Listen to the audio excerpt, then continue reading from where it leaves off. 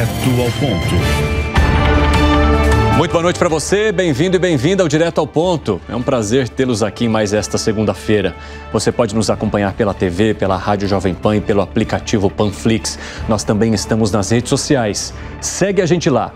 O nosso convidado de hoje já foi deputado, senador, governador do estado de Goiás por 4 mandatos. Hoje ocupa o cargo de presidente nacional do PSDB, Marconi Perillo. Seja muito bem-vindo, prazer recebê-lo. Obrigado, Evandro. Um prazer estar aqui com você e com essa bancada qualificada. Ilci, Segré, Gani e o Piperno. Exatamente. E do Rio de Janeiro, a Dora Kramer. Isso, olha, já até fez o nosso trabalho aqui de apresentar a bancada, mas vamos lá para mostrar o rostinho de cada um. Alan Gani é comentarista e também economista, comentarista aqui da Jovem Pan. O estrategista político Wilson Pedroso. Fábio Piperno, comentarista também da Jovem Pan. Gustavo Segré, nosso comentarista no 3 em 1. A gente está praticamente com um time do 3 em 1, mais o Wilsinho para poder entrevistá-lo aqui, governador. Além da Dora Kramer, que está lá conosco no Rio de Janeiro e que vai fazer as suas perguntas também. Bem-vinda, Dora! Sempre bom recebê-la. Bom, antes da gente começar e abrir para as nossas perguntas, vamos conhecer um pouco da história de Marconi Perillo. Marconi Ferreira Perillo Júnior nasceu em Goiânia em 7 de março de 1963. Morou em Palmeiras de Goiás, terra de seus pais, até a adolescência. Reside em Goiânia há 46 anos. É casado, pai de 2 filhas adultas e é formado em Direito. Já em Goiânia, no início de sua vida adulta, ingressou na militância política no MDB ao lado do então senador Henrique Santillo e completa em 2024 30 anos de filiação ao PSDB, partido do qual é hoje seu presidente nacional. Em 1998, foi eleito governador de Goiás, cargo para o qual foi eleito outras 3 vezes, em 2002, 2010 e 2014. Em 2006, foi eleito senador da República com a maior votação proporcional para o Senado no país. Um dos principais destaques de sua atuação como governador foi a criação de projetos que aprofundaram o desenvolvimento econômico e social de Goiás, como o Renda Cidadã, a Bolsa Universitária, o Cheque Moradia, o Salário Escola, o Banco do Povo, o Restaurante Cidadão, a Lavoura Comunitária, as tarifas sociais de energia e água, o apoio a entidades filantrópicas de saúde, entre vários outros. Foi reconhecido o seu papel, inclusive, na criação do Bolsa Família pelo governo federal. Tem bastante coisa para a gente conversar. Governador, de muitos críticos do PSDB, eu já ouvi palavras de que o partido seria morto, irrelevante, desidratado. Como é que o senhor recebe e rebate essas críticas? O PSDB tem uma história muito bonita, Evandro. Uma história de entregas, uma história de um partido que sempre jogou a favor do Brasil. Nós vamos completar agora 36 anos. Começamos praticamente juntos com a Constituinte. Partido formado por quadros como Mário Covas, Fernando Henrique, Zé Serra, Zé Richa, Pimenta da Veiga, Franco Montoro, dentre tantos outros.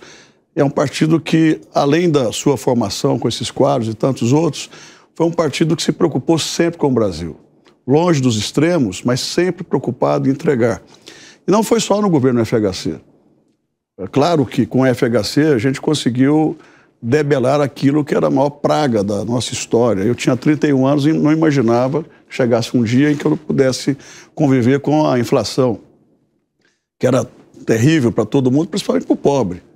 E a gente conseguiu essa conquista, e a gente sempre fala dos legados, as pessoas sempre ficam falando de passado, mas é claro. Isso que eu te questionar, justamente. O passado ancora, né? O senhor está usando bastante verbos no passado e no presente. Como é que o senhor faz para rebater as críticas que vêm justamente no presente? Porque elas não estão questionando o que o PSDB fez. Mas ao falar que é um partido morto, irrelevante ou desidratado, e isso nas palavras de muitas análises das quais eu já acompanhei e li, como é que o senhor lida com essa crítica no agora, no presente? Você veja bem, mesmo com essa polarização fortíssima nas eleições de 18 e nas eleições agora de 22, nós conseguimos renovar e eleger 3 bons e jovens governadores que estão aí fazendo um trabalho de entrega, um trabalho extremamente importante em seus estados.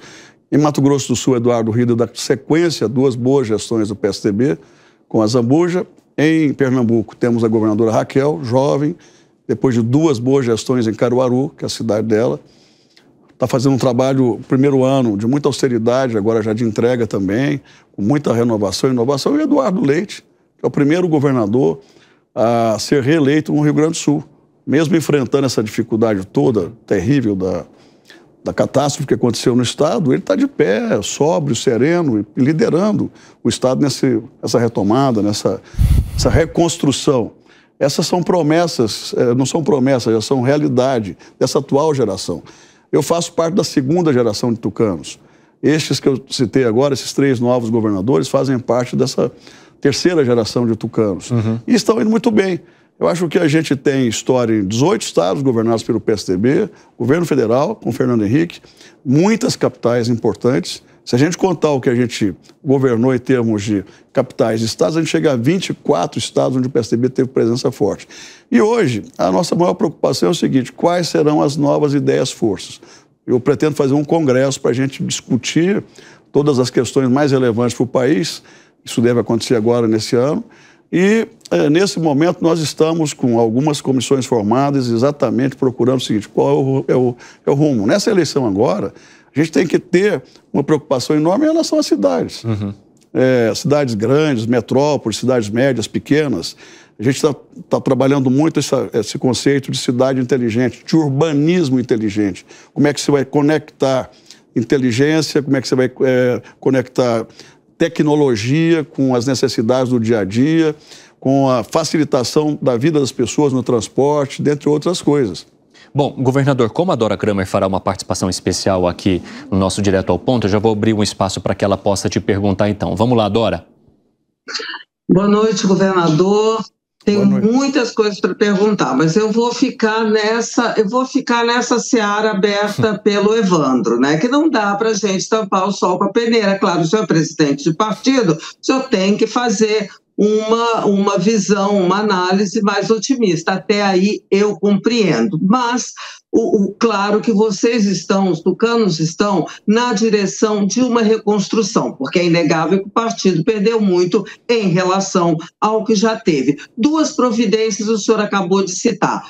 Encontrar uma ideia-força, né, tão forte quanto foi o combate bem-sucedido da inflação, e a conquista de prefeituras. Gostaria, de maneira assim, muito objetiva, que o senhor me desse mais 2 providências que o senhor acha essenciais para que o partido entre no rumo da reconstrução. Eu costumo brincar, e falei isso quando assumi a presidência do partido, que política é o único lugar onde o fundo do poço tem mola. O PSDB chegou mesmo muito perto do fundo do poço. Não encostou na mola? Chegou na mola e eu acho que agora vai subir, né? O fato é que muitas políticas desencontradas, muitos erros foram cometidos. E a gente não pode tapar o sol com a peneira. Talvez o mais grave deles tenha sido o fato de não termos lançado candidatura a presidente em 22, depois de termos apresentado ao Brasil candidaturas, projetos, desde 89, desde a primeira eleição presidencial com a redemocratização. Isso foi um equívoco enorme. Nós tínhamos primeiro as prévias, depois tivemos o Dória como vencedor das prévias, por razões que não cabe aqui tratar. Eu também não tenho tantas informações, mas o que eu sei é que São Paulo, a política de São Paulo acabou interferindo para que o Dória não fosse candidato, mas nós tínhamos Eduardo Leite. E, infelizmente, também não foi permitido ao Eduardo Leite ser candidato a presidente. Eu defendi fortemente que o Eduardo Leite ocupasse aquele espaço que tinha sido deixado pelo Dória. E, de novo, disseram, olha, o problema é São Paulo. Para viabilizar o PSDB em São Paulo é preciso uma aliança com o MDB, o PSDB tem que ceder a presidência para Simone Tebet. Enfim, e acabou que aconteceu o que aconteceu. Nós reduzimos a nossa bancada a 13 deputados, hoje nós temos um senador, e com todo esse trabalho de reengenharia aí para poder devolver ao partido o protagonismo que ele tinha e teve durante essas eleições todas. O seu nome foi antagonizando com o PT. Só para completar o raciocínio, Dora e telespectadores, eu quero cumprimentar todos os internautas. Nós deveríamos chegar nessa eleição com um número entre 8 e 12 candidatos a prefeituras de capitais. Eu não tenho como precisar ainda, porque essas coisas são meio complicadas. Às vezes o sujeito desiste na última hora, às vezes continua, às vezes aparecem outros também, mas eu tenho convicção de que a gente vai ter entre 8 e 12 candidatos, candidatos bons, em cidades importantes também. Pelo apanhado que a gente tem até agora, deveremos ter entre 1.200, 1.100 e 1.200 candidatos a prefeituras, 800 candidatos a vice-prefeituras e outras nominatas para vereadores. Portanto, o PSDB estará presente com candidatos a prefeito e a vice em quase metade dos municípios brasileiros, cerca de 2.000 municípios brasileiros. É muito para um partido que chegou ao ponto em que chegou. Eu tenho hoje, mais ou menos, já um diagnóstico, porque eu andei o país todo esse ano. Eu já fui a 21 estados nesse ano, em alguns várias vezes. Agora, nesse mês, eu vou completar o país. Então, eu estou conversando com todo mundo e eu vejo que há um desejo da base, desejo de muita gente de se filiar ao PSDB, de ser candidato pelo PSDB. Eu acho que essa é uma motivação extra, porque não é porque eu estou na presidência, eu estou vivendo algo que eu não vivia antes. Eu estava muito mais ligado ao meu estado, cuidando do meu estado, do partido do meu estado, do que cuidando Eu era da Executiva Nacional, mas não tinha essa responsabilidade de ficar pulsando, de ficar, checando. Hoje eu vivo o tempo inteiro, respiro PSDB desde madrugada até quando vou dormir. E acho que a nossa participação de uma forma mais efetiva e com maior protagonismo nessa eleição certamente será um diferencial. Vamos lá, Wilson. Governador, boa noite para o senhor, boa noite aos amigos aqui da bancada, boa noite para você que nos acompanha. Governador, o senhor tem dito muito no início aqui, sobre essa polarização. Uma polarização que já existia, que era PSDB e PT, e que abriu um espaço, que era do PSDB, para um bolsonarismo. Hoje a gente vive essa polarização de extremos. Como sair dessa encruzilhada? A Dora, só para completar, a Dora fez uma provocação no sentido de que eu apresentasse mais duas motivações. Eu falei de uma, que é a eleição municipal, e uma outra é a questão da nitidez que o partido tem hoje em relação à sua posição diante, por exemplo, do governo federal, do governo Lula. O PSDB é nitidamente oposição ao governo. Aliás, se tem uma coisa que nós nunca fomos, foi adotar a incoerência como uma atitude. Nunca houve isso. Eu fui deputado, fui senador, fui deputado de governo, porque era governo FHC, e fui senador de oposição. E a oposição, clara, eu nunca nem titubeei. Ajudamos a enterrar a CPMF, ajudamos a votar coisas importantes, como presidente do Senado em exercício, eu coloquei para votar, mesmo que à força, a lei do ficha limpa. Abrimos uma CPI da Petrobras naquela época, que depois foi enterrada por outros, mas a gente abriu a CPI da Petrobras. O PSDB sempre teve coerência. Uma coisa era a gente estar no governo FHC, porque a gente tinha ganhado a eleição com ele. A população aprovou o nosso projeto. Outra coisa é a gente ficar aderindo aí ao governo ao Bolsonaro, ao Lula. Não existe isso. O PSDB, às vezes, até paga um preço por não ser centrão, por não estar lá participando do governo Bolsonaro, do governo Lula, do governo Dilma. A gente não tem emenda, ou menos, a gente tem menos recursos, não tem ministério, mas a gente tem coerência e a gente mantém essa coerência. Eu tenho certeza que a gente vai sair com uma boa estratégia, um bom planejamento, a gente vai sair dessas eleições melhores do que entramos e vamos sair também das eleições de 26 melhores, tanto do ponto de vista de bancadas, nós pretendemos ter pelo menos 8 a 10 palanques de governadores, candidato a presidente da República e, mais do que isso, um projeto, uma ideia que seja alternativa. Não adianta só criticar a extrema-direita, a extrema-esquerda, é preciso ter algo palpável. Eu converso muito hoje com pessoas que são fortíssimas no agro, que são líderes do agro. Meu estado é um estado forte no agro. E muitas vezes eles me perguntam, tá bom, a gente está cansado um pouco dessa coisa de mídias sociais, de pessoas que ganham usando mídia social, etc. Não queremos Lula nem a pau, mas e aí, qual é a alternativa? Quem é que pode realmente ganhar as eleições e colocar em prática um bom projeto de governo, entendeu? Boas ideias e entregar para o país, de novo, a confiança que foi perdida nesses anos todos. E assim, essa radicalização existe exatamente por falta de uma proposta, de um projeto que possa vencer e, de novo, polarizar. Eu não sou contra a polarização, não. Eu acho que eu sou a favor de uma alternativa, ou de várias alternativas, que possam dar ao eleitorado a possibilidade de refletir, de pensar e de saber, olha, isso aqui eu vou votar sabendo que essa pessoa, esse candidato tem condições intelectuais, tem um projeto, tem uma ideia força, capaz de trazer o Brasil de novo para os eixos. Não dá para a gente ficar criticando A ou B se a gente não tem um projeto alternativo que seja viável, que seja factível. Bom, Dora, eu vou abrir mais um espaço para você e depois já passo para os nossos amigos aqui também. Vai lá. Bom, então vamos... deixa eu sair um pouco dessa lógica, porque o senhor já falou a beça sobre o projeto futuro, já falou que vai ter candidato à presidência da República, entendi que é o Eduardo Leite, né? Então, já entendi. Então, vamos lá. Como é que o PSDB... E não venha me dizer que esse é um problema da bancada no Congresso. Eu quero uma posição do presidente do partido. Como o PSDB vai se posicionar na eleição das presidências da Câmara e do Senado? Dora, eu não vou ter como te responder porque eu não tratei dessa questão com o líder. E certamente eu participarei dessa decisão. Eles estão lá conversando com todos os pré-candidatos, são 3 ou 4. Eu tenho sido procurado também por esses pré-candidatos, tenho amizade com alguns deles, mas esse assunto, objetivamente, não foi tratado ainda. No Senado, a gente só tem um senador, que eu imagino que vai também tomar essa decisão falando com a gente, não só comigo. A gente tem um colegiado, né? Tem uma executiva nacional. Mas esse assunto não foi tratado ainda, até porque toda a ênfase, toda a prioridade está sendo dada à eleição municipal. São Paulo, Rio de Janeiro e as outras capitais, as outras cidades mais relevantes. Então, tá bom. Então, eu acho que eu me despeço aqui, né, gente? Eu vou deixar a questão de Datena para os meus colegas da bancada, tá? Não vou tirar esse prazer de ninguém. Muito obrigado, viu, Dora? Você é muito empática. Dora, um abração para você, Dora. Prazer revê-la.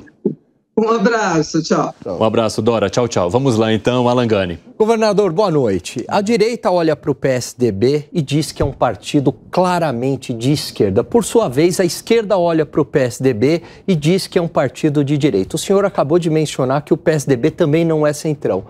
Portanto, o que é o PSDB do ponto de vista ideológico? Centro democrático. Nós sempre tivemos políticas públicas. Isso está na raiz do nosso estatuto, do conceito de criação do PSDB. O PSDB sempre teve uma preocupação muito grande com vulneráveis.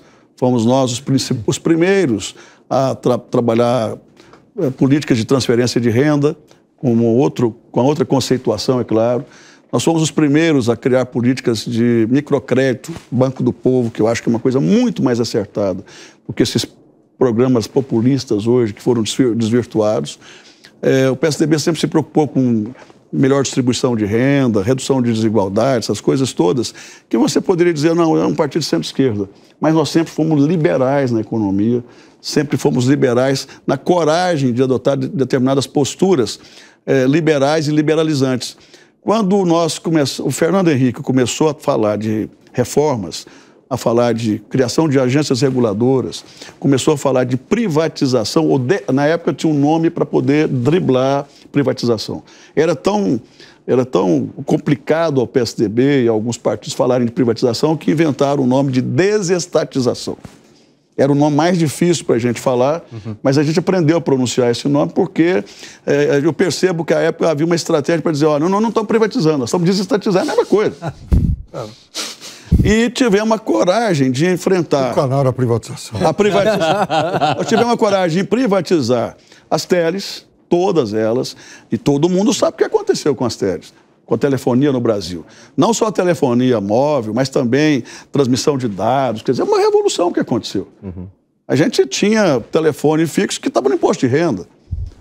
2 anos na fila para comprar, não tinha telefonia móvel, quer dizer, com o Sérgio Mota e o governo FHC, eu era deputado federal, a gente enfrentou esse debate, e era um debate extremamente ideológico. Nós éramos considerados os piores, neoliberais, isso, aquilo, outro, e a gente aceitou isso.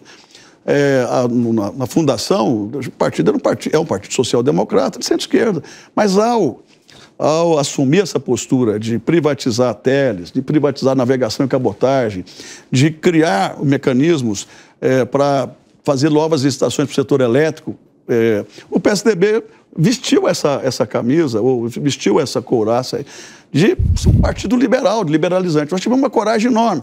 E hoje eu tenho convicção de que nós estávamos certos. Se nós não tivéssemos criado as agências reguladoras e aberto a possibilidade de leilões, por exemplo, para linhas de transmissão, geração, distribuição, subestações rebaixadoras, o Brasil teria virado um caos. Como é que o Brasil ia ter dinheiro, o governo brasileiro com a Eletrobras, uma estatal inchada, que ficava nas mãos de políticos e de apadrinhados de políticos? Como é que essa estatal iria dar conta das demandas extraordinariamente grandes e crescentes de energia, por energia? Só foi possível porque você tem os leilões hoje, o setor privado participa. Governador, e na pauta de costumes, é mais conservador ou mais progressista?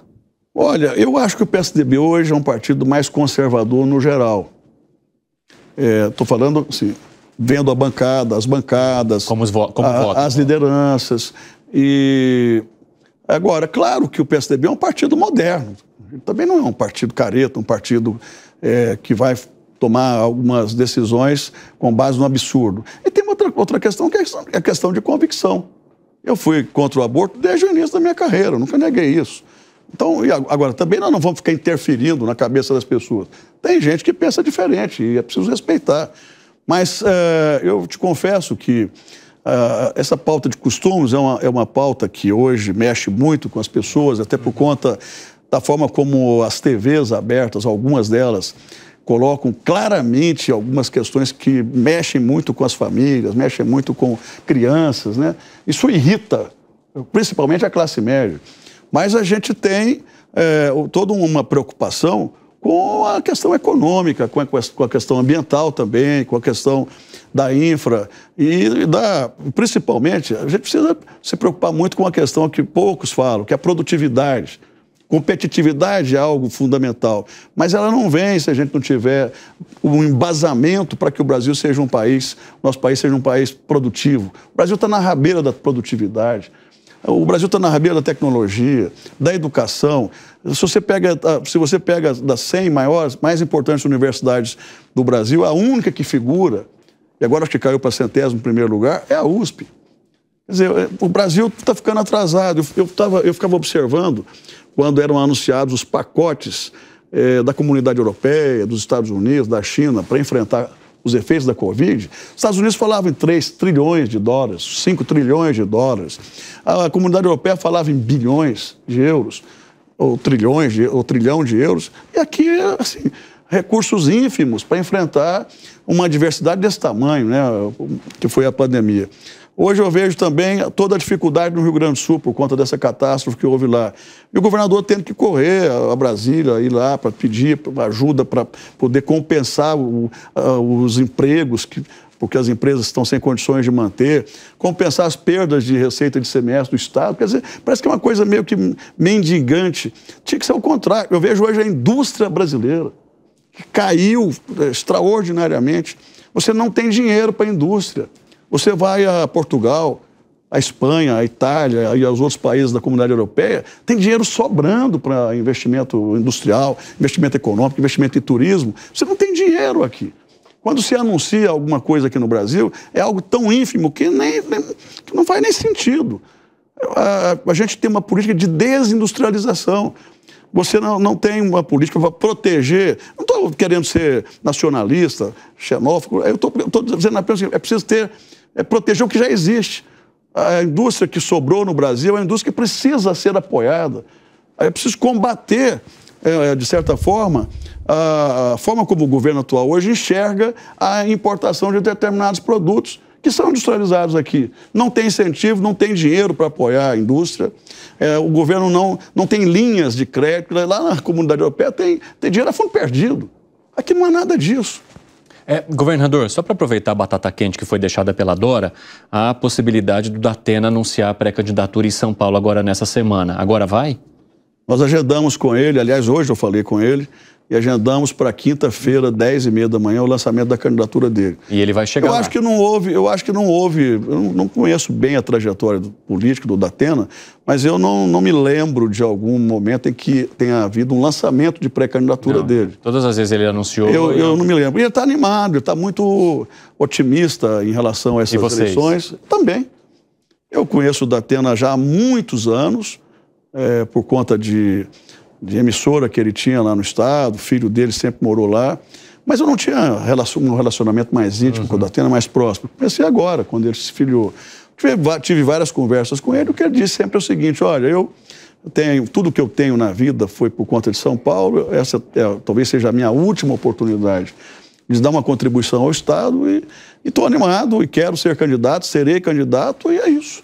E nós todos, quando eu digo nós todos, o PSDB de São Paulo, Federação, PSDB Cidadania São Paulo, PSDB Diretório, PSDB Município e também a direção nacional, está todo mundo apoiando essa possibilidade.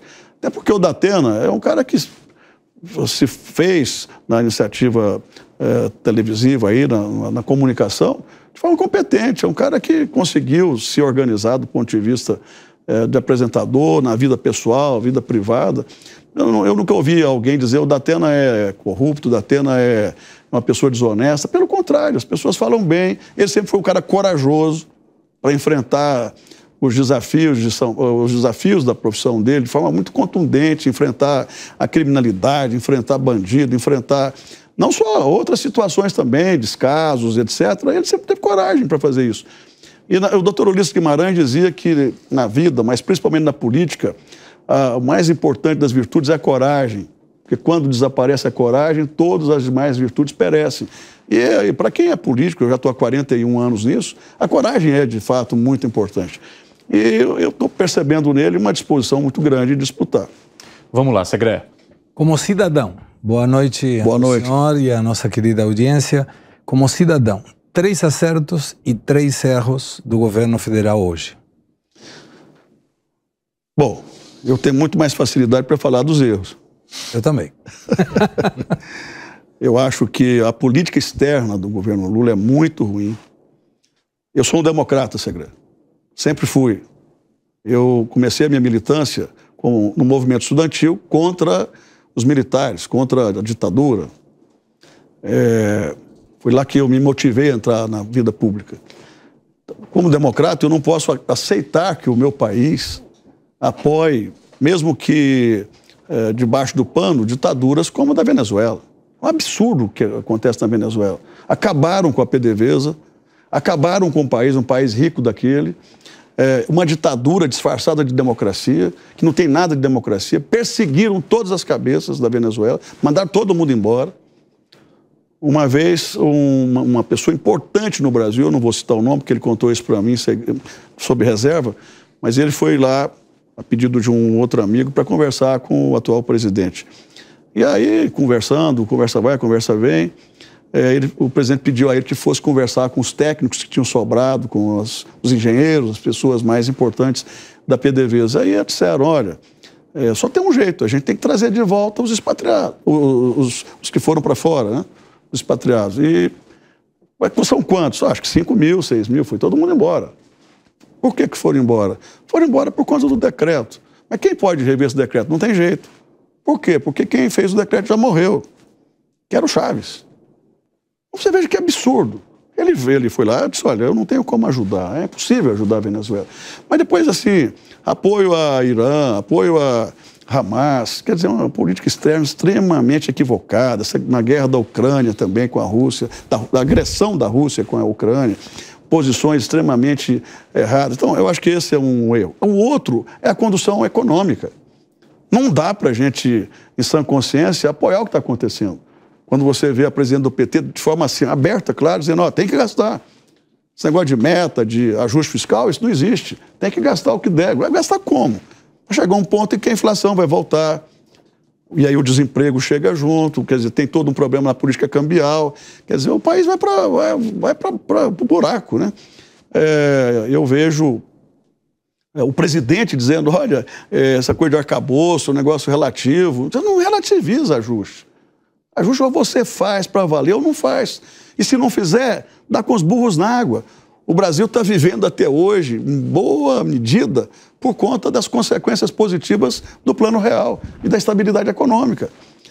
Goste ou não goste, nos 2 primeiros governos do Lula, ele pelo menos tinha lá o Henrique Meirelles, e eles respeitavam os preceitos, né, macroeconômicos da era FHC. Eu diria que até hoje, 36 anos depois do Plano Real, aliás, 30 anos depois do Plano Real, o Brasil está vivendo das consequências benéficas do que foi feito lá atrás, das reformas que foram feitas corajosamente lá atrás, na economia e etc. E, então, esse é um segundo defeito que eu diria. Um outro, acho que a falta de uma política de segurança adequada nas fronteiras, com inteligência, com dinheiro investido, mas principalmente investido em inteligência, para que a gente possa sair dessa situação, de um lado, com a falta de uma política, do outro, com uma política demagógica, explorando a criminalidade num viés extremamente demagógico, e que também talvez não seja a saída para isso. Quando fui governador, eu investi fortemente em inteligência, contratação de policiais novos, Polícia Civil, Militar, Bombeiros, Polícia Técnico-Científica, Polícia Penal, foram mais de 10 mil contratações por concurso, pagamento, melhoria de salários. Quer dizer, o policial que sai de casa correndo o risco todo dia de morrer, ele precisa ter uma segurança para a família. Armamento, munição, quer dizer, viaturas novas.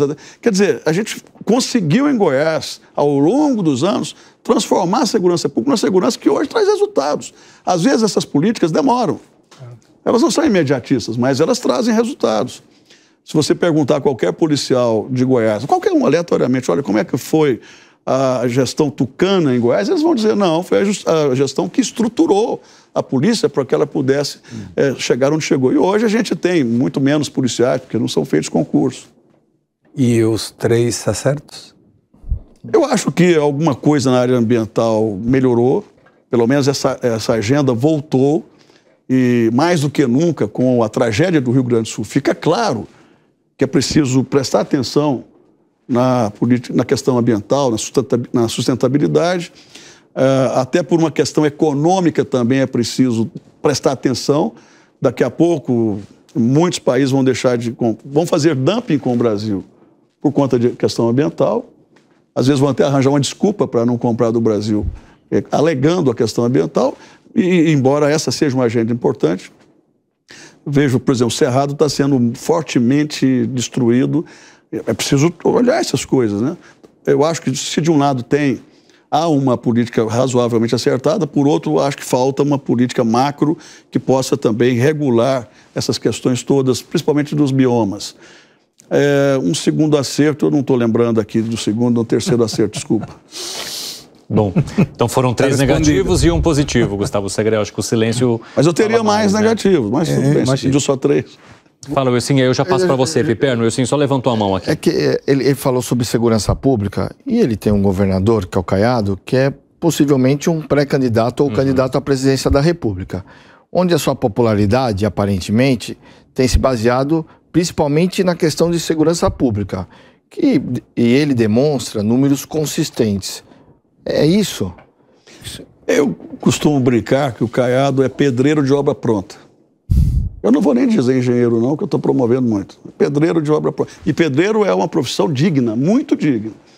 Mas é aquela coisa de pegar uma coisa... Com cada segurança, toda a macroestrutura, todo o trabalho para que a polícia se sentisse valorizada, prestigiada, aumentada, com inteligência, a gente fez.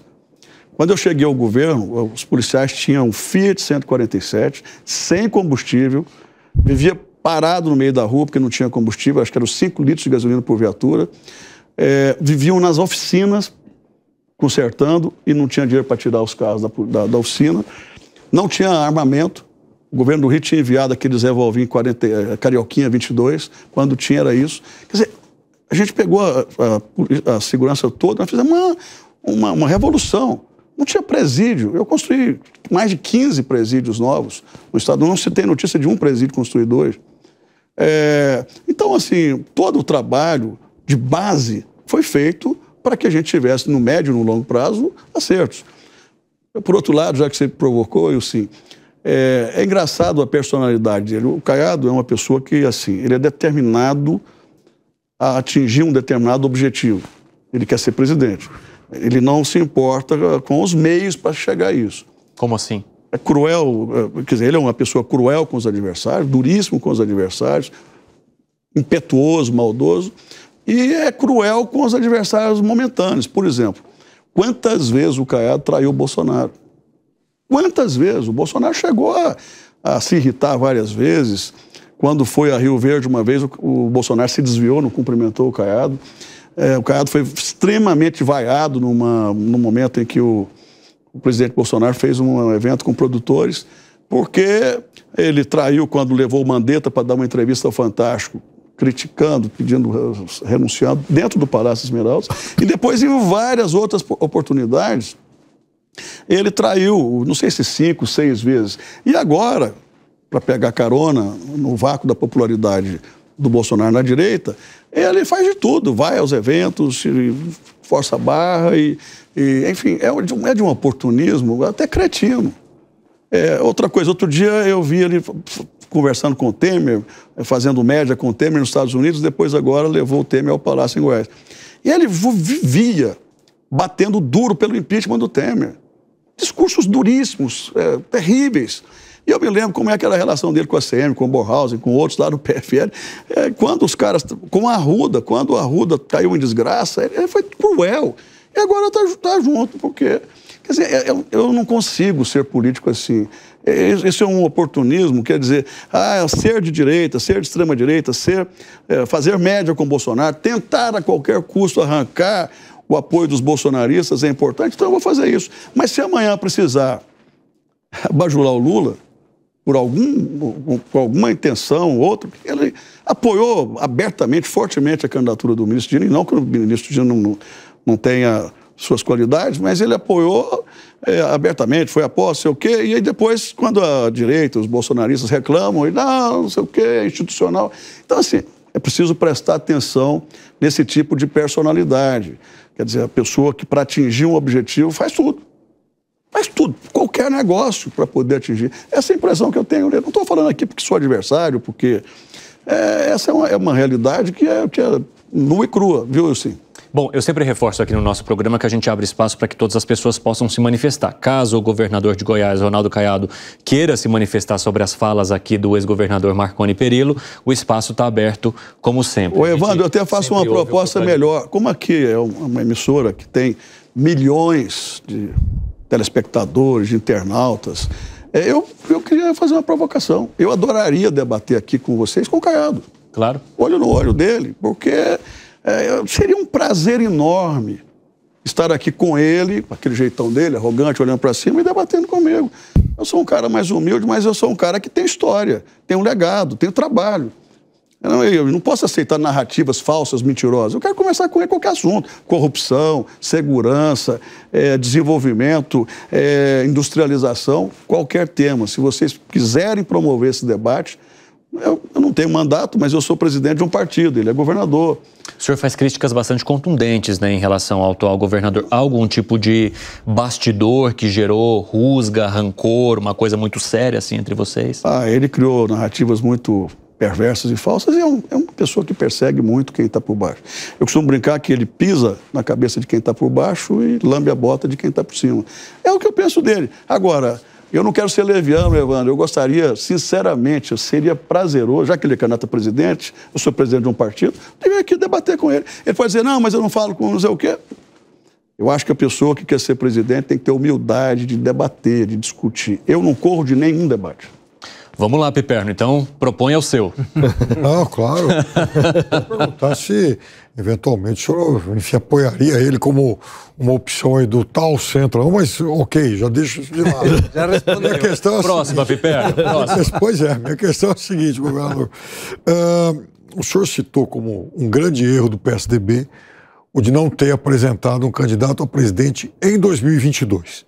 E muita gente atribui isso ao excesso de teimosia do governador Eduardo Leite, que em momento algum aceitou a derrota nas prévias para o José Serra. Desculpa, para o Dória. Aí ele se lança candidato de novo ao governo gaúcho. No primeiro turno passou raspando a trave, teve só 2.400 votos a mais que o candidato do PT, teve 27% do total geral, não foi lá um desempenho eleitoral brilhante, embora depois, com o apoio do PT, tivesse ganho o segundo turno. Aí eu pergunto para o senhor o seguinte, muita gente diz que ele vai, de novo, tentar uma candidatura em 2026. O senhor imagina que, por exemplo, a governadora Raquel Lira, ela apoiaria um possível candidato, o Eduardo Leite, ou ela se alinharia ao presidente Lula, de quem ela anda muito próximo ultimamente? Olha, em primeiro lugar, eu queria realçar aqui as qualidades da governadora Raquel, que tem sido impecável na relação conosco. Claro, como governadora, ela tem que ter uma relação institucional azeitada com o governo federal, com os prefeitos. Eu também fiz muito isso na minha época. Mas, assim, imagina, é difícil você imaginar que em Pernambuco, a terra do Lula, vai haver espaço para uma segunda candidatura da base do Lula. A Raquel será a candidata nossa, candidata que vai ter o apoio de todos os que não forem para o palanque de quem for aliado do Lula. E ela sabe que poderá contar conosco em toda e qualquer circunstância. Quanto à questão prévias, eu queria dizer assim, eu declarei meu voto e meu apoio formal ao Dória. Acho que o Dória fez algumas coisas interessantes, aqui essa questão da vacina, é inegável. A questão do Museu do Ipiranga, eu gosto muito de cultura.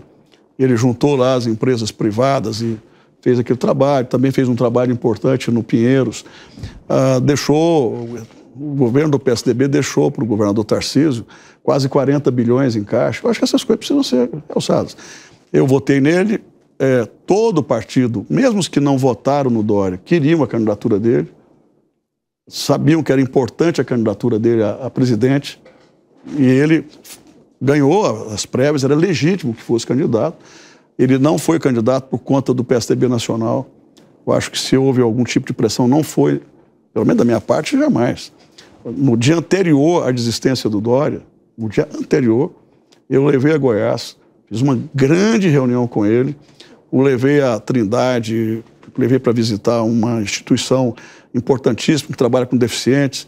Ele se emocionou, enfim, ele era o candidato natural nosso. Ele, por razões que não vêm aqui ao caso, também não sei direito, ele não pôde ser candidato. E nós fomos atrás do Eduardo Leite. Nesse meio tempo, o Eduardo Leite já tinha vindo aqui em São Paulo e já tinha declarado o apoio ao Dória e disse, olha, vá que eu estou contigo. Acho que o Wilson pode falar disso até melhor que eu. E quando o Dória desistiu, nós fomos ao Eduardo e dissemos, olha, você volta, você se candidata. Até porque ele se desincompatibilizou. Ele disse, olha, se eu tiver certeza que vou ter o apoio do partido, eu serei candidato. Mas aí quando fizemos a reunião da executiva, eu não era membro da executiva, mas aceitaram que eu participasse. Eu fiz uma fala muito contundente, no sentido de que o PSDB não podia deixar de ter candidato a presidente, que era uma falha histórica nossa. Sempre tivemos candidatos, sempre polarizamos, porque tivemos bons candidatos, e ele certamente seria um bom candidato. É um bom governador, um grande governador, e eu tenho certeza que ele vai demonstrar isso mais ainda agora, na superação desse que é o maior desafio da vida dele, que é a recuperação, a reconstrução do Rio Grande do Sul. E ele disse, olha, mas aí fomos para a executiva, e eu acho que fomos eu, o Aécio, o Abiaca, mais um talvez, mais um membro da executiva nacional, que ficamos com a candidatura própria. Todo o partido ficou com a tese da candidatura da Simone Tebet. Mas isso aí já passou. Eu lamento que isso tenha ocorrido, mas eu tenho uma convicção muito grande. O Eduardo é uma pessoa de coragem, uma pessoa que aliás, faz uma gestão do ponto de vista fiscal, do ponto de vista do profissionalismo, da competência extraordinária. E ele é uma pessoa, é um homem público que com certeza está preparado para esse desafio. E eu tenho convicção de que ele não vai fugir a esse desafio, não vai suportar isso. Vai lá, Wilson. Governador, aproveitando falar Dória, você foi uma das lideranças próximas ao governador, um conselheiro nas prévias. E nós entrevistamos na semana passada um governador Dória aqui, eu, o Evandro, o Alan estava também. Ele não disse nessas palavras, mas o sentimento de traição nas respostas dele sempre esteve muito presente, de traição do PSDB. Foi isso mesmo? Foi uma traição? Do PSDB nacional eu já disse que não. Da minha parte, jamais. Não, eu jamais conspirei contra qualquer pessoa. Agora, o que eu percebo hoje, de quem não votou no Dória, conversando com a Aécio, conversando com outros, é que todos estavam dispostos a apoiar o Dória, falando em nível nacional. Agora, também havia toda uma conjuntura local aqui, que era viabilizar a candidatura até o Aécio estava disposto a isso. Estava, ele me disse. Porque nos bastidores... Ele me disse que, inclusive, disse ao Dória. Houve muita informação de que o Aécio estaria minando a candidatura do Dória. Não é verdade isso, não. Pelo menos até a página onde eu li, não é verdade. Agora, havia todo o interesse na questão São Paulo. Até que ponto a candidatura Dória ajudaria ou atrapalharia o Rodrigo Garcia? Porque, por conta da pandemia, o Dória ficou desgastado, todo mundo sabe disso. Então, assim, eu posso assegurar uma coisa. As decisões que foram tomadas não foram tomadas considerando a posição e o interesse da direção nacional. Pelo menos de uma boa parte daqueles que eu conheço. Bom, governador, o senhor apareceu em processos da Lava Jato, né, há alguns anos, como alguém que foi favorecido pela empresa Odebrecht em troca de contratos. E, recentemente, houve uma decisão que arquivou esse processo por excesso de prazo. A gente viu que a sua defesa comemorou bastante isso, mas como que o senhor faz a leitura do seu nome envolvido à Operação Lava Jato? Olha, foi talvez uma das maiores tragédias da minha vida. Foi um drama, porque depois de um trabalho enorme, de uma vida, eu tenho 41 anos de vida pública, você ver seu nome na lama por conta de coisas de denúncias de Ministério Público que não eram verdade, que não guardavam qualquer nexo com a realidade. A Odebrecht, os delatores da Odebrecht fizeram uma delação sem jamais dizer que tivesse havido troca, nenhuma vírgula sobre isso. Nós ajudamos na campanha eleitoral do Marconi Perillo em 2010 e 2014. Ponto. Ou seja, não teria havido pagamento de propina para que ela fosse favorecida? Nenhum disse isso e não houve. E eles próprios fizeram questão de dizer, nunca houve um pedido do governador de Goiás em relação à troca. Eles dizem, se você quiser... O senhor teve acesso aos autos? Não, eu tenho acesso a todos. A todo o processo e viu que não havia nenhuma menção a isso. Não, pelo contrário. Eles disseram, olha, nós nunca tivemos... Pelo contrário, a gente até não foi nem beneficiado pelo governo. A gente tinha uma expectativa e sequer fomos atendidos naquilo que a gente queria. Foram contundentes, claros. Aí o Ministério... Por que houve esse desfecho? Havia todo um trabalho para desmoralizar o PSDB. A Lava Jato, de certa forma, arruinou com o PT, por conta da Petrobras e de outros malfeitos. Uhum. E aí chegou um momento em que tinha que colocar o outro polo. Tinha que desmoralizar o PSDB. E aí foram em cima de mim, em cima do Geraldo Alckmin, do Serra, do Beto Richa, do Azambuja, do Aécio, todos nós. Os tucanos tinham que entrar também nessa história. Não era uma história para ficar só com o PT. Mas por que, infelizmente... Por que o senhor acha que... E aí também tinha uma outra... Como se fosse uma balança em que partidos devessem ser incluídos. Por que, no teu ponto de vista, houve uma espécie de perseguição do PT e do PSDB? No caso meu, por exemplo, não foi só decurso de prazo, foi falta de provas. Uhum. Não tinha prova nenhuma, não havia consistência nenhuma. E assim, é impressionante como determinadas figuras do Ministério Público ou da própria Justiça, e isso é exceção, são capazes de engendrar uma trama, inventando que houve corrupção passiva, que houve lavagem de dinheiro, essas coisas, para poder jogar para o buraco. Mas o senhor acha que nada daquilo aconteceu? Eu tive acesso às escutas do Intercept, eu tive acesso às escutas. É impressionante como eles comemoravam, como eles articulavam, alguns deles, a derrubada de determinados políticos. Quer dizer, na verdade, eles queriam assumir. Você lembra que eles queriam um fundo com os recursos da Lava Jato? A fundação. Eles queriam uma fundação bilionária. Havia todo um projeto político para esses caras. Infelizmente, eles foram extremamente desonestos intelectualmente, desonestos na função deles, ao jogarem lama sobre alguns políticos que não tinham nada a ver com nada. Mas... No meu caso, não foi arquivado apenas, foi anulado. Uhum. Mas tudo que a Lava Jato trouxe, o senhor considera que não teve importância? Não, pelo contrário, eu acho que tem muita coisa válida. Realmente fizeram muito mal feito, e principalmente na Petrobras. Eu não disse aqui anteriormente que uma vez eu abri uma CPI, meio que a fórceps, na presidência interina do Senado, eu abri uma CPI da Petrobras. Aí quando não fizeram a comissão, não criaram a comissão e ela morreu. Se tivesse apurado lá atrás, talvez o Brasil não tivesse passado pelo que passou. De fato. E outra coisa, houve confissão. Os proprietários de algumas empreiteiras disseram, olha, doamos, o dinheiro foi... não é um negócio que não foi inventado. No meu caso, era uma invenção. Criminosa, cruel. Em outros casos, não. Os próprios criminosos disseram, não, eu fiz. E ao delatar, disseram, a gente fez assim, fez assado. Alguns políticos fizeram a mesma coisa, disseram, não, eu fiz. Tentaram até fazer delação premiada e tal. Então, assim, tem partes... Eu acho que a condução foi equivocada, não deu direito de defesa em muitos casos, mas em outros casos eles foram extremamente cruéis porque quiseram criminalizar a política de uma maneira geral. E eu acho que essas pessoas têm que pagar pelo que fizeram. Eu só estou esperando terminar tudo e eu vou entrar com ação. E uma pena que você entra com ação contra um determinado promotor ou procurador, não é ele que paga. Se ele perde, quem paga a sucumbência, quem paga os honorários é o povo, né? É o cidadão. Porque é o Estado que paga uma sucumbência quando um promotor perde. É um absurdo. Tinha que ser na conta dele, na conta bancária, o CPF dele. Essa legislação precisa ser mudada para que as pessoas sejam responsáveis. Vai fazer uma delação, uma denúncia? Faça. O cara está errado? Faça, puna, prenda, condene. Agora, fazer uma acusação sem o mínimo nexo, sem a mínima responsabilidade, apenas com o objetivo de liquidar uma determinada reputação, de assassinar uma reputação, isso é um absurdo. Mas contra quem que o senhor vai entrar? Eu vou entrar contra todos os que me acionaram. Acho que são 2 procuradores, um juiz. E não sou só eu, não. Tem outras pessoas que vão fazer a mesma coisa. O senhor acredita, só para arrematar essa parte, que o atual presidente também foi injustiçado pela Lava Jato? Eu não sei como é que aconteceu a circunstância dele, né? Ele foi... Quer dizer, ele foi condenado, depois houve uma mudança do Supremo em relação ao 2º e 3º grau. Essa é uma questão que não me cabe aqui falar, eu não sou jurista, eu não participei desse processo, mas a população brasileira tem sua opinião em relação a isso também. Vamos lá, Gustavo Segré. Mais uma. O senhor acabou de falar que o Dória foi desgastado com a pandemia.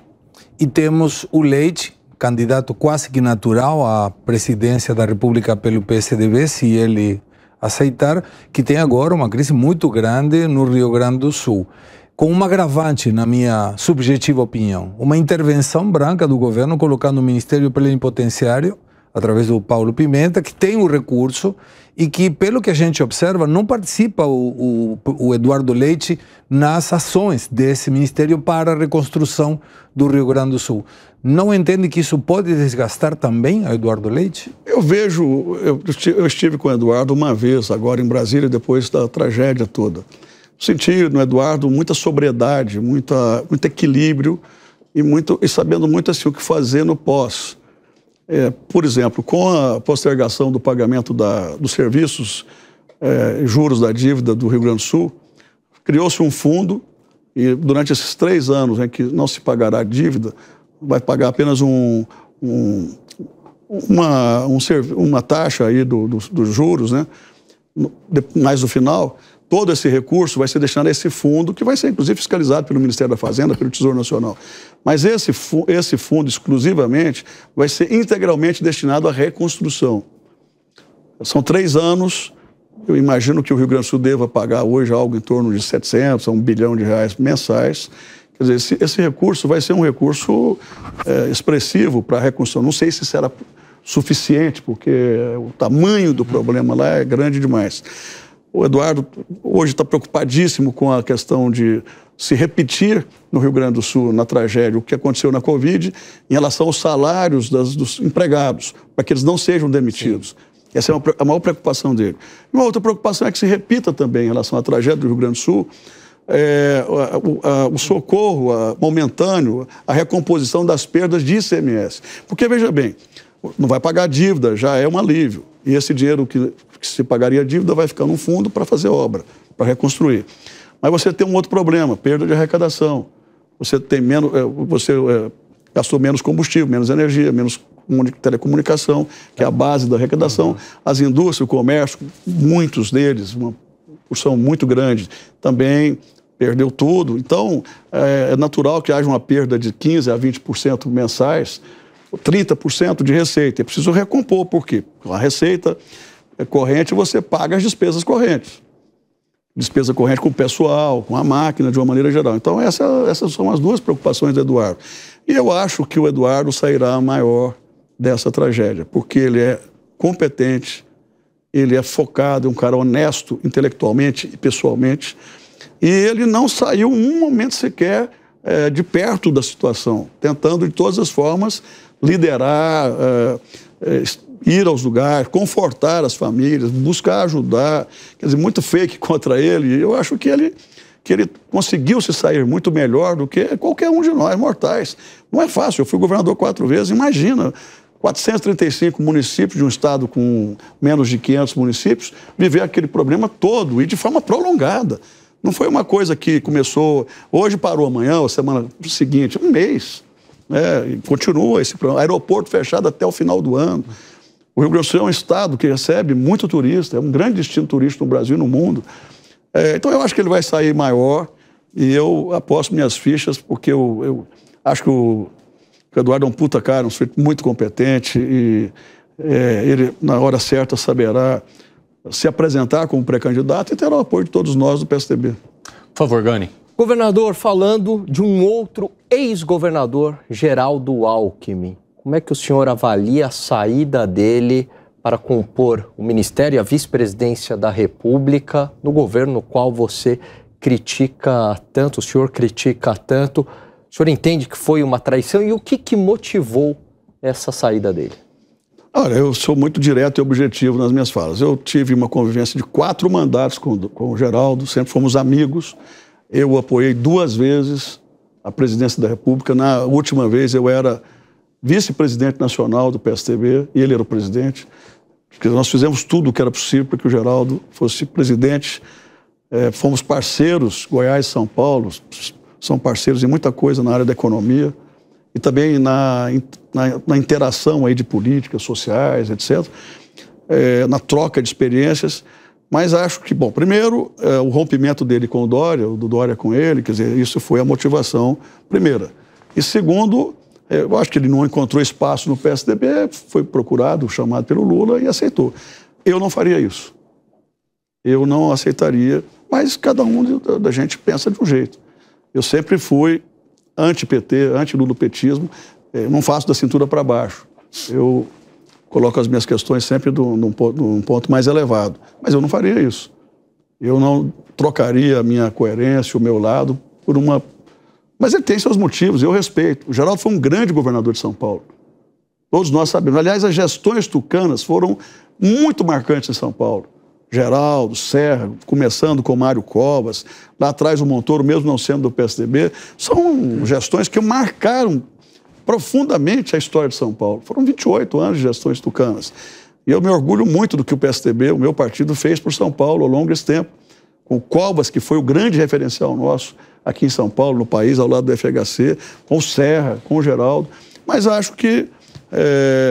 e as pessoas, de uma maneira geral, os eleitores do Geraldo, sempre que me encontram, eles colocam essa questão do Geraldo assim, de uma forma muito...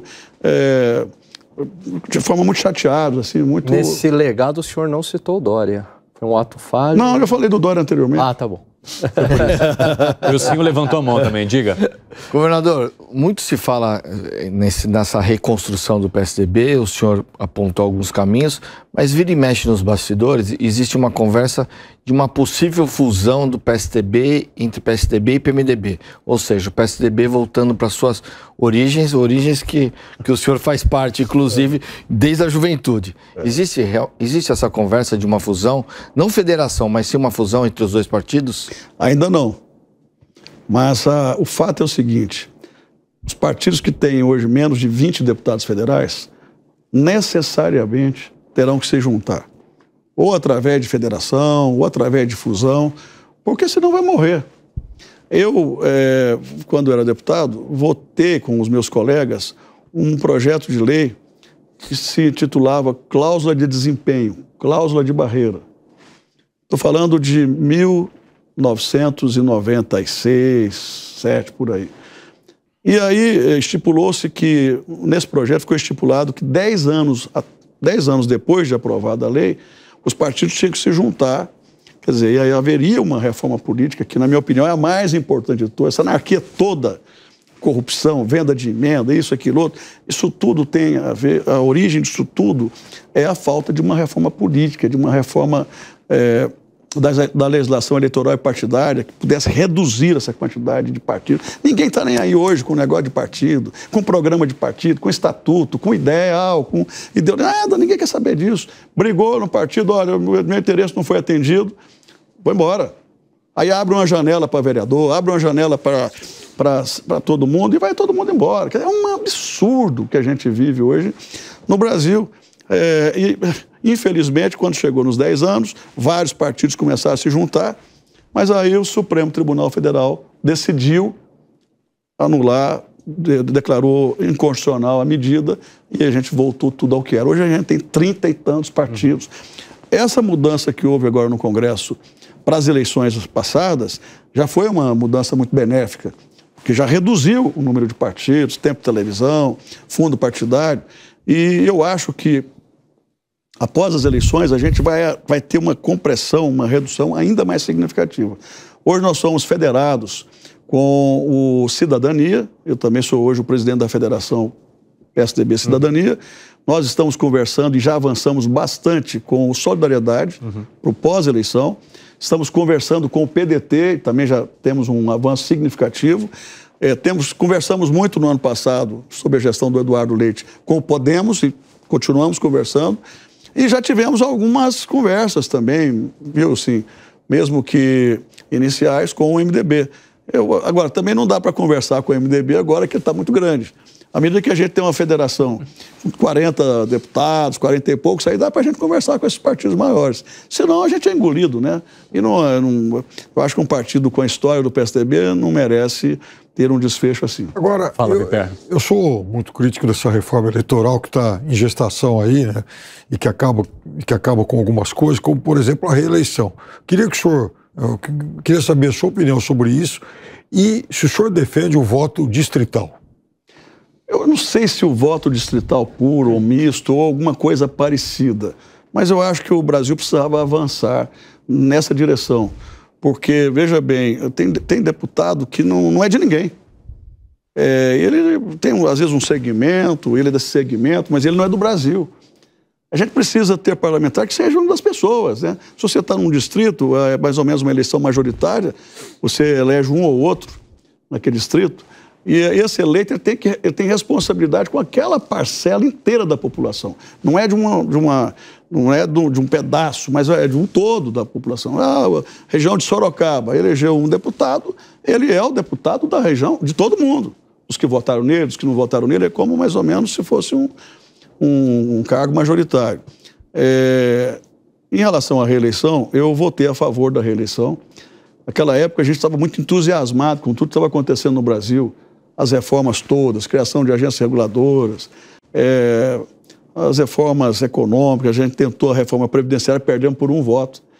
Se a gente tivesse colocado essa reforma para vigir depois que todo mundo aposentasse, o Brasil seria outro hoje. Supostamente um voto que se confundiu, né? Supostamente. E foi confusão mesmo. Eu tenho certeza disso. Foi coitado. Foi um erro e essa decisão equivocada do Congresso naquela época atrapalhou muito o Brasil. Se a gente tivesse votado lá, olha, mas quem está trabalhando hoje, quem está em atividade, não vai perder seus direitos. Só quando ele aposentar. Quer dizer, mesmo que fosse assim, os efeitos já estariam existindo há muito tempo.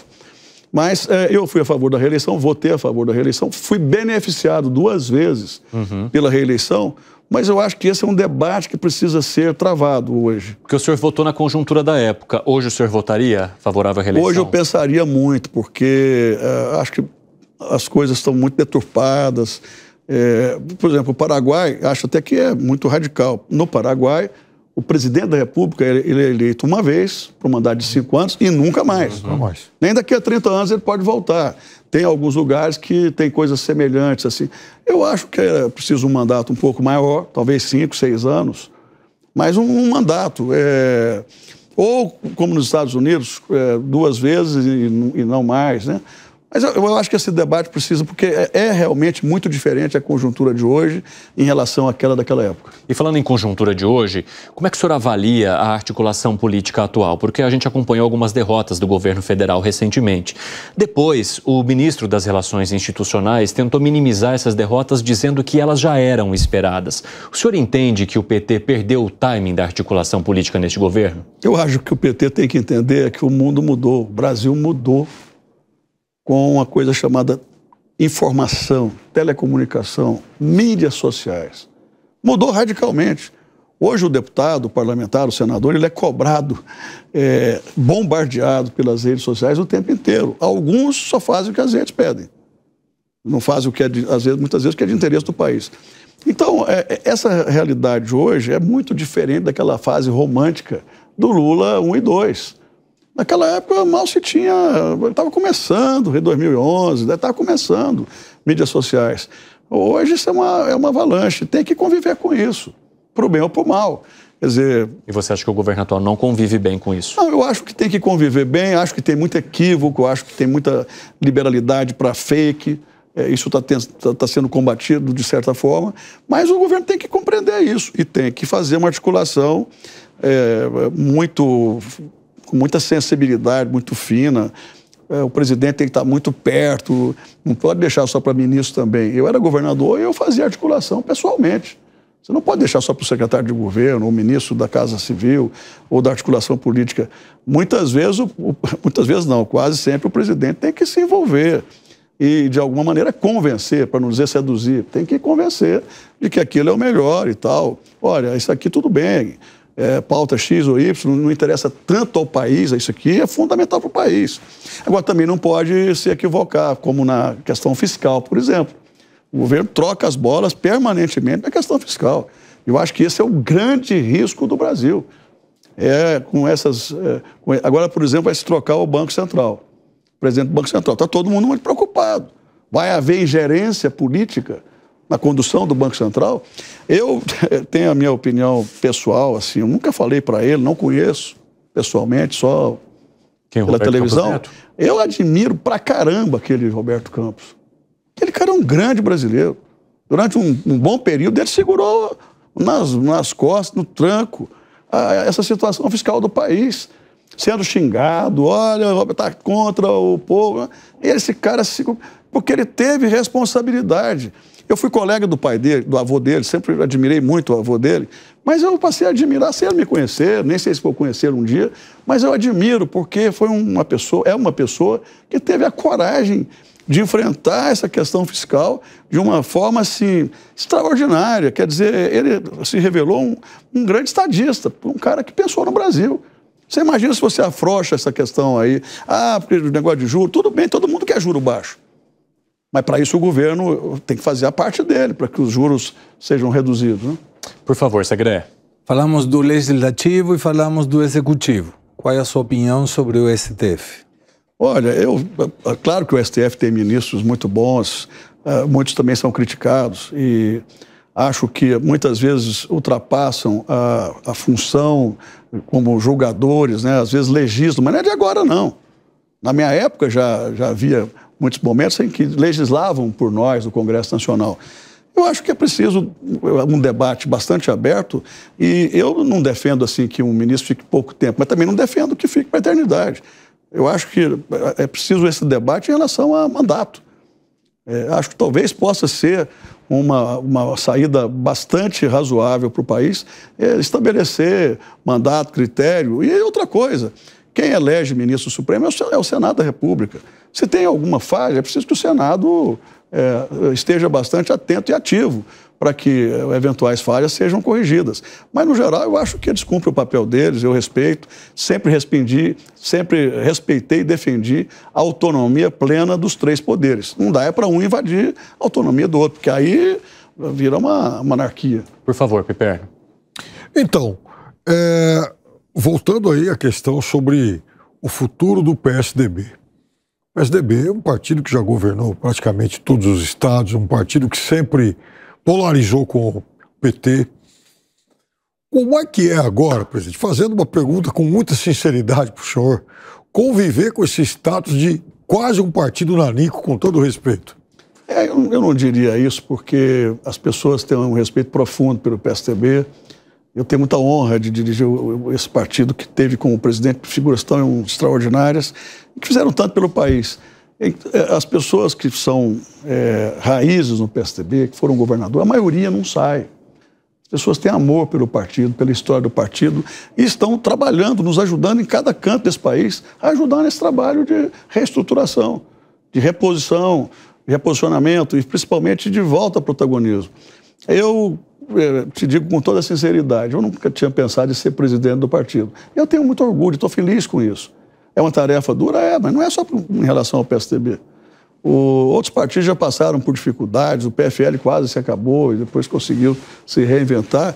Eu estou seguro que o PSDB é um patrimônio tão importante que ele já está saindo dessa situação em que se encontrava de uma forma muito mais vigorosa, de uma forma muito mais com uma musculatura muito melhor. Governador, eu quero falar um pouco sobre agronegócio, porque o senhor comandou um dos estados protagonistas desse setor, né? Como é que o senhor vê o desafio do agronegócio brasileiro hoje para ser dominante em produtividade e manter essa alta escala que tem, competitividade com outros países, mas também se alinhando à agenda ambiental, que é uma cobrança muito grande e que acaba caindo também sobre este setor? Olha, apesar dos pesares, né, o agro continua, de certa forma, carregando o Brasil nas costas. Nas exportações, no superávit exportador, nos empregos, no PIB. É claro que você tem a participação dos outros segmentos, serviços, comércio, indústria. A indústria tem um papel fundamental, mas o governo só não pode atrapalhar o agro. O governo tem que ter políticas públicas sempre de encontro ao agro. Agora, por exemplo, acabaram de editar uma medida provisória em relação à questão dos fundos, COFINS, PIS, que o pessoal do agro está dizendo, vamos parar de produzir. A indústria está polvorosa, porque é um absurdo. O senhor fala em relação à compensação por conta da desoneração da folha de pagamento. Para compensar essa medida aí, quer dizer, é uma sanha arrecadatória incompreensível. Mas outra coisa, que é um erro do governo do PT, faz as coisas na calada da noite, sem discutir, sem conversar, sem dialogar, sem ver o que isso vai trazer de consequência para uma indústria que já está sofrida. Porque, como eu disse no início, não tem recurso, não tem dinheiro do governo injetado para poder apoiar a linha de crédito, essas coisas. Não há nada disso. E, de repente, vem uma facada dessa nas costas, sem que ninguém tenha sido informado. Está todo mundo contra essa medida provisória, que é um absurdo. Você não ataca de forma tão afrontosa, não é nem especulativa, de forma tão assim, grosseira, setores que estão dando certo, como o agro. Essa última medida de compensação, ela arrebenta com o setor produtivo. E nós todos temos que... Eu já escrevi artigo, estou aqui estou falando em vários outros espaços. É preciso que o governo retire essa medida provisória ou que o presidente do Senado, o senador Rodrigo Pacheco, devolva, pensando no melhor para o país, enquanto ainda há tempo. Porque daqui a pouco, quer dizer, com a edição da medida provisória, todas as empresas, indústrias, agro, já começam a pagar.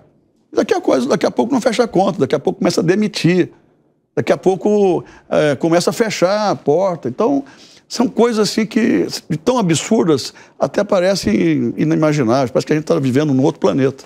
Vai lá, Wilson. Governador, aproveitando também, a imprensa internacional e nacional fala muito sobre o desmatamento no Cerrado e vincula muito essa relação em cima do crescimento do agronegócio. Como que equilibra essa história? A questão do ESG, ou da sustentabilidade, precisa se casar com a produção de alimentos. Um precisa entender que o outro é absolutamente necessário. Se não fosse do ponto de vista preservação, pelo menos do ponto de vista econômico. Eu disse aqui há pouco tempo atrás, daqui a pouco a gente vai ter, já temos hoje, mas vamos ter políticas fortíssimas de dumping em relação aos estados, aos países que não preservarem. Muitos dos produtores de agro já compreenderam isso. É impressionante a tecnologia que a gente tem no agro, aplicada ao agro hoje. No algodão, na soja, na cana-de-açúcar, no milho. É uma coisa impressionante. Você hoje tem fábricas enormes plantas enormes, por exemplo, em Mato Grosso, agora Mato Grosso do Sul, do etanol à base do milho, que era algo que só existia nos Estados Unidos. A tecnologia para a cana é algo extraordinário. O operador de máquina, ele é treinado, qualificado para operar um computador. E tem um salário, uma renda altíssima. Então, o agro, ele não cresceu só porque é agro, porque produz alimentos, é porque o setor soube agregar valor, soube agregar tecnologias extraordinárias e soube se preparar, se qualificar, preparou a cabeça, se preparou do ponto de vista também financeiro, da gestão financeira, e o agro foi embora. Não é por acaso. Até os menores hoje, que têm menos recursos, também estão se utilizando. Mas o senhor acha que é o quê? De ferramentas tecnológicas. Uma dificuldade de comunicação para se separar os bons dos maus? Porque o que o senhor está mencionando é o agronegócio que faz da maneira correta, o agronegócio que investiu em tecnologia, o agronegócio que tem procurado aumentar a sua produtividade sem necessariamente fazer com que a sua área cresça. E nós temos também a parte de produtores irregulares que desmatam, que de alguma forma entram nesses locais. Muitas vezes há uma análise e se coloca tudo no mesmo bolo. E é isso que irrita quem leva o agronegócio da maneira correta. O senhor acha que há uma necessidade maior de comunicar e de se separar em caixas diferentes esses dois grupos? Talvez seja.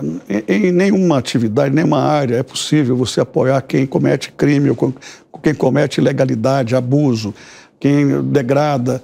E isso vale não é só para esse fato, esse ponto que a gente está tratando. Vale para o MST, por exemplo, para a invasão de terra. Nos meus governos, nunca houve uma fazenda que tenha sido invadida, que não tenha sido reintegrada. Chegava o mandato judicial, imediatamente se cumpria a lei. E eu fui extremamente rigoroso com isso nos meus 4 mandatos. Não havia anarquia em relação à questão rural em Goiás. Do mesmo jeito, também tem que acontecer em relação a quem burla a lei, burla a fiscalização, burla o ambiente e degrada, porque o que está acontecendo hoje vai ter consequências daqui a pouco. Consequências para o meio ambiente, nas mudanças climáticas. Vai acontecer o que aconteceu agora no Rio Grande do Sul, mas tem hoje um problema que é do bolso. Daqui a pouco as pessoas, os produtores sérios começam a perder por conta de um ou outro que não está ligado nisso, que está fazendo algo que está errado. Bom, a gente está caminhando já para os minutos finais, então acho que dá tempo de fazer mais uma rodada. Vai lá, Langani. Governador, recentemente o Supremo Tribunal Federal foi contrário ao Congresso em relação à reafirmação do marco temporal. O senhor acredita que essa insegurança jurídica no campo pode prejudicar muito o agronegócio? Eu ouvi muitas reportagens de pessoas, de famílias que já estão em suas terras. No Sul, por exemplo, eu ouvi muito isso, no Centro-Oeste, há um século. E que, de repente, da noite para o dia, vai ficar sem nada. E são pessoas que estão produzindo, né? Eu até queria fazer um parênteses aqui para dizer o seguinte: a gente fala hoje dessas políticas existencialistas todas, populistas, ou de esquerda ou de direita. A gente começou a política de transferência de renda lá atrás, um outro viés. A ideia era que as pessoas alcançassem a porta de saída. Mas eu comecei com um projeto em Goiás, que era o Banco do Povo, o microcrédito. Nós emprestamos dinheiro para 250 mil pequenos. A época a gente começou emprestando 1.000, depois foi crescendo. E é incrível, todos pagavam. O pequeno, o pobre, ele não dá calote em dívida, ele paga, ele honra as suas dívidas.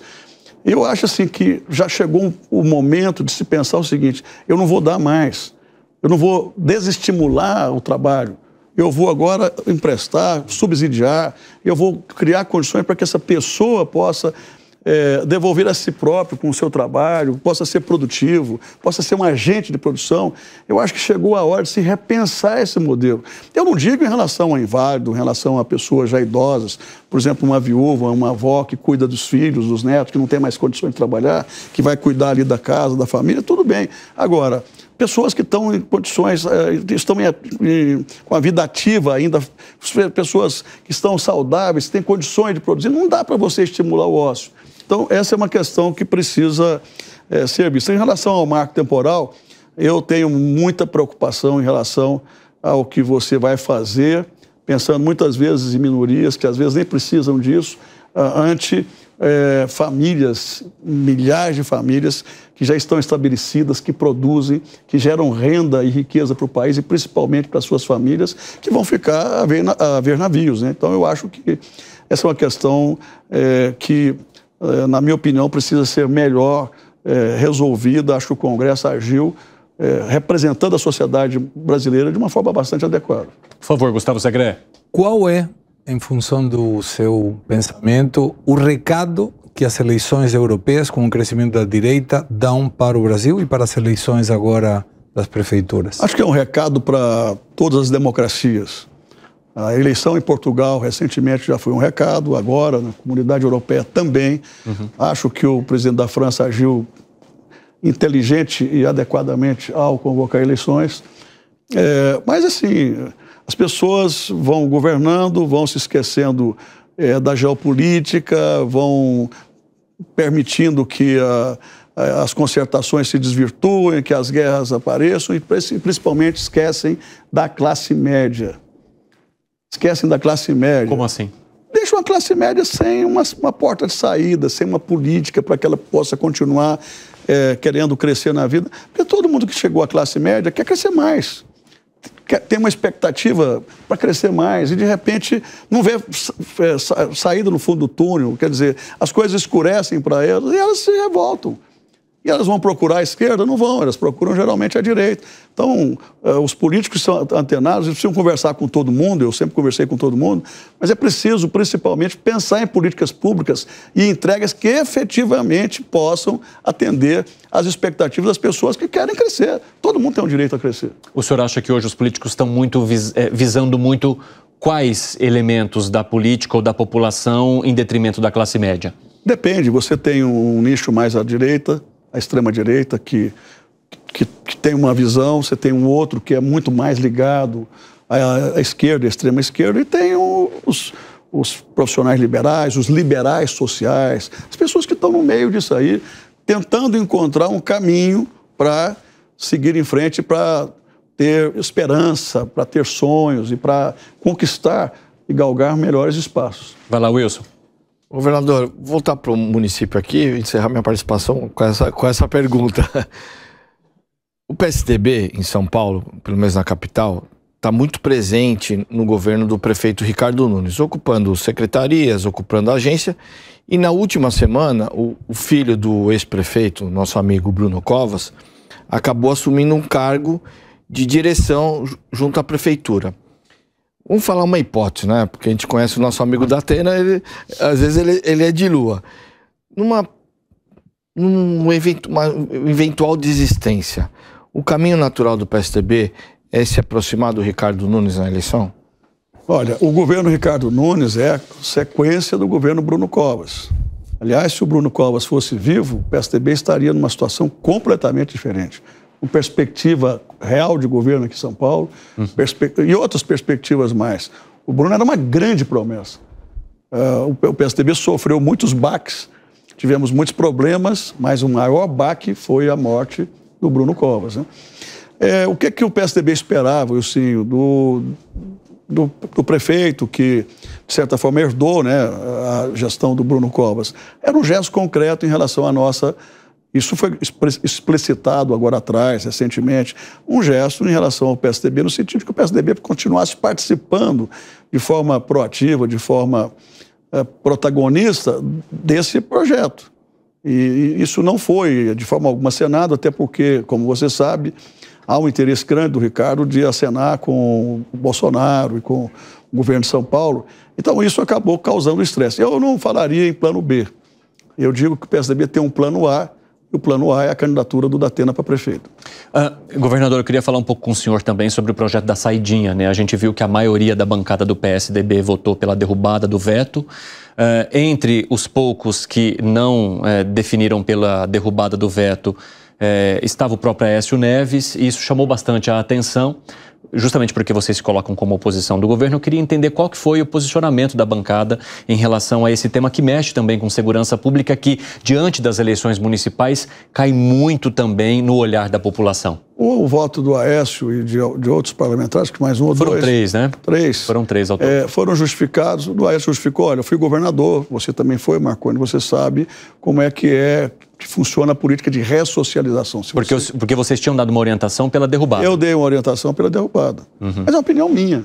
E eu respeitei os argumentos e a opinião do Aécio. Ele disse, olha, se você quer ressocializar um presidiário, você precisa também dar alguma brecha. Agora, a gente sabe também que alguns levam isso a sério, quer dizer, essa oportunidade, outros não, vão para a rua e voltam ao crime. Matam, roubam, fazem latrocínio, praticam latrocínio. Então, realmente é uma situação delicada, se você for pensar de um ângulo e conceitualmente do outro, mas eu me posicionei pela derrubada do veto. E em relação aos outros votos, como é que vocês se colocam em torno de pautas que são importantes para o governo federal, principalmente as econômicas, porque é onde o governo tem dito que se apoia para conseguir a votação necessária, mesmo diante de bancadas que são mais resistentes. Como é que vocês lidam com essa estratégia que hoje é apontada como do governo federal? De novo, a coerência. Do mesmo jeito que a gente apresentou propostas corajosas, liberais, no governo FHC, que mudaram para valer a economia e o perfil do Brasil, ao longo dos governos todos, sempre que a gente fala numa reforma trabalhista no Temer, reforma previdenciária no governo Bolsonaro, reforma tributária agora no governo Lula, a gente apoia. Porque isso está de acordo com o nosso estatuto, com o nosso conceito, com o nosso projeto. Não dá para você ir contra a maré, como o PT sempre fez conosco. O PT votou contra o Plano Real, votou contra o Fundef, votou contra a Lei de Responsabilidade Fiscal e mais uma porção de coisa. Votou contra a reforma na telefonia e etc. Nós não. Não é porque é o Lula, ou porque é isso ou aquele outro, que a gente vai deixar de votar se é algo que é importante para o país, que vai modernizar o país, que vai fazer o país avançar. Então essa é a nossa cabeça e vai continuar assim. Mas isso não significa que a gente tem que embarcar no governo. Nós não somos base de governo. Agora, nós temos nossas convicções, nossas ideias e assim, jamais vamos votar contra o país. Piperno, uma última rapidinha para a gente fechar, 3 minutos. O senhor, com muita sutileza, o senhor falou sobre o relacionamento do prefeito Ricardo Nunes e o PSDB e tal. No fundo, o senhor sente que o prefeito, ele trocou os tucanos pelo bolsonarismo? Não diria isso, não. Eu acho que... O que é, então? Eu acho que o certo, se eu fosse o prefeito de São Paulo, quando os acenos aconteceram, principalmente do senador Zé Aníbal, que é o presidente do partido do município, eu acho que eu deveria ter tido uma conversa bem profunda e dizer, olha, eu acho que é justo que o PSDB continue na gestão. A gestão começou conosco. Eu faria o contrário do que o Ricardo fez até agora. Eu colocaria, não sei se dá tempo mais, acho que já passou de hora, eu colocaria o PSDB com ele, eu acho que seria importante. Indicando o vice. Exatamente. Só para arrematar, governador, o PSDB ele tem uma história que praticamente se mistura com a história do estado de São Paulo. Vocês acham que em algum momento, com esses planos que o senhor disse que tem para tornar o PSDB protagonista de novo, vocês conseguiriam retomar também o poder nesse que é um dos principais estados do país? Nós teremos aqui em São Paulo agora cerca de 120 candidatos a prefeitos. E olha que nós fomos reduzidos a 20 e poucos. De 270, nós fomos reduzidos. Houve um ataque especulativo extraordinário contra o PSDB. Eu acho até que meio irresponsável, meio sem pensar em consequências, né? Daqui a pouco vão precisar do PSDB e nos atacaram ferozmente.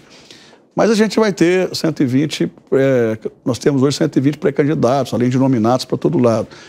E o trabalho do prefeito Paulo Serra, prefeito de Santo André, tem sido importante. O trabalho do prefeito Duarte Nogueira, presidente da federação, prefeito de Ribeirão Preto também. Nós vamos ter condições de eleger pelo menos 10, 12, 14 prefeitos de cidades importantes, além de outras cidades. Esses prefeitos e essas lideranças que ficaram é que vão levar o partido adiante e vão ser os protagonistas das eleições de 26. Eu tenho plena consciência, esses prefeitos que eu citei aqui agora, também tem o prefeito de São Bernardo, que é do PSDB, Orlando, mas esses dois que estão presidindo o partido e a federação, são aprovados por mais de 80% de suas populações. Ou seja, estão fazendo gestões de segundo mandato, muito exitosas, com muita competência, e eu vejo um futuro bastante promissor para o PSDB em São Paulo. Bom, governador, foi um prazer recebê-lo. Prazer foi meu. Obrigado pela entrevista. Até a próxima. Obrigado. Agradeço aos nossos amigos também, Gustavo Segré, Wilson Pedroso, Alan Gani, Fábio Piperno e a você que permaneceu conosco em mais um Direto ao Ponto. É sempre muito bom ter a tua companhia, poder trazer esse debate importante de ideias por aqui. A gente se vê ao longo da programação da Jovem Pan. Fiquem com Deus.